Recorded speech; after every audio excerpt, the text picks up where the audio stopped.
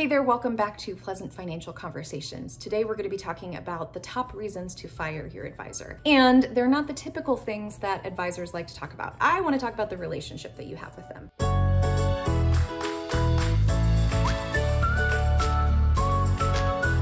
The first reason to fire an advisor is if you're walking away from the conversation saying, I have no idea what they just said. Your financial advisor needs to be an excellent communicator. If you are not understanding some concept that they are sharing, they should be able to bring a metaphor, a whiteboard drawing, some way for you to fully understand. It doesn't have to be in the jargon terms, it can be in the you terms, so that you walk away saying, oh, yes, got it. And this is the decision that I want to make. The whole point of the engagement with a financial advisor is for you to make smart financial decisions. And if you can't understand what they're saying or you're walking away confused, those are not clear and defined and good, smart financial decisions. The second reason is if you find you are continually withholding information from your advisor. As I just stated, we're having smart financial decisions. If you can't lay all of the cards on the table and talk about how this funky family relationship is making you question this decision that you're making about a beneficiary or some other thing with your money, that needs to be on the table. If you have a new aspiration that you're super excited about, you kind of been teasing it out in your mind, but you haven't shared that with your advisor because you don't feel like you can, that is an indication that you need to be firing your advisor. The third reason to fire your advisor is if you ask them about their fees and they give you a non-transparent answer. So you should be able to know how much money you're paying the advisor in dollar amounts. And if you ask for that specifically and they give one of these really weird answers that don't actually answer your question, well, they're avoiding the question and it's time to move on. So here are some examples that I've heard from clients recently. The first is, oh, don't worry about my fees, look at my returns. That's what you should be focusing on. Well, my friend, that is a deflection. That is, hey, like, oh, don't look over here because this is not what you should. Let's song and dance over here. That it means that the relationship is not one where you're able to be fully honest with each other. It's time to go. They might say, oh, your accounts pay me in varying amounts.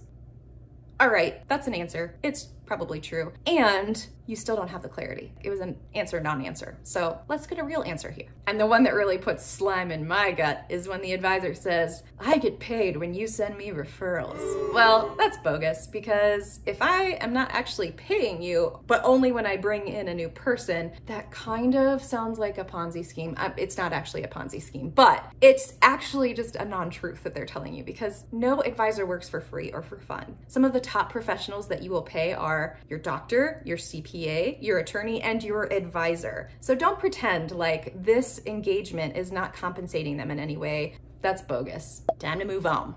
The fourth reason to fire your advisor is if your gut is telling you to. Now, sometimes we have just this feeling when we get near the advisor that we're like, this is not the right relationship, but I don't know how to get out of it because this feels like a son to me, or this person has gotten me through so many years with my husband, but you've noticed that the relationship has changed and you are not showing up as authentically with them in the same way. And especially when you've gotten a second opinion and they're sharing, hey, this advisor is using some manners of investment that are not serving you. In fact, they are harming you. Those are times to move on, even when they feel like a son, or even when they've helped me for so many years and I owe them. You don't. This is your money, this is your life, and you deserve to have a partnership that is exciting to you. And that actually leads into the fifth reason for you to fire your advisor, which is it's when you found someone that communicates really well in a way that you are finding more clarity for who you are and getting excited about what possibilities are therein. That's the type of engagement you want with your advisor, someone who's helping you really tease out what you want in life. We call those goals. And when you know what you want in life, then you know what your money is there for. Why are you saving all of these years? What is it that you want? That's the type of engagement that you want. All right, friends, that's all I have for today. Thank you so much for tuning in. I appreciate it as always. And if you are ready for a pleasant financial conversation and want to reach out to our website, www.pleasantwealth.com, we'd love to have an intro call and see if we're a good fit for each other. All right, you take care.